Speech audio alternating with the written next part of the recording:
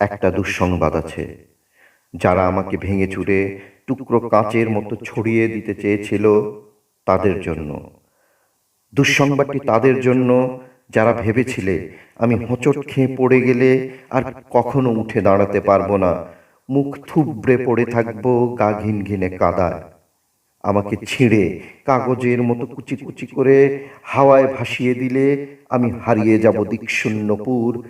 যে আমাকে টেনে হিঁচড়ে নামিয়ে নিতে চেয়েছিল অতলাতিকে বিষাদ সমুদ্রে, ডুবে দিতে চেয়েছিল এক পৃথিবী বিবমিশায়। যে আমাকে অযুত রাতের কান্না লিখে দিয়ে বুকের ভেতর খুঁড়ে দিতে চেয়েছিল শ্যাওলা জমা স্যাঁতস্যাঁতে এক মজা পুকুর। যে আমাকে দুঃখ দিয়ে পুড়িয়ে শেষে উড়িয়ে দিতে চেয়েছিলে ছাইয়ের মতন, তাদের জন্য দুঃসংবাদ।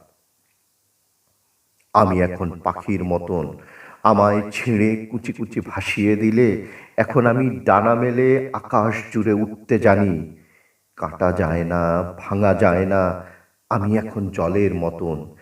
ভেসে যেতে যেতে হঠাৎ জলোচ্ছ্বাসে ভাসিয়ে দিতে আমিও জানি ছড়িয়ে থাকা টুকরো কাঁচের শরীর থেকে দুফলা এক ছুরি হতে। এই যে মানুষ দুঃখ দিতে দক্ষ ভীষণ, সেও জানুক আমি এখন হাসতে জানি। শ্যাওলা জমা পুকুর জুড়ে আমি এখন রোদের মতো ভাসতে জানি। প্রস্থানের গল্প লিখেও ইচ্ছে হলেই আবার ফিরে আসতে জানি। আমি এখন পুড়ে যাওয়া ছাইয়ের ভেতর জেগে ওঠা ফিনিক্স পাখি।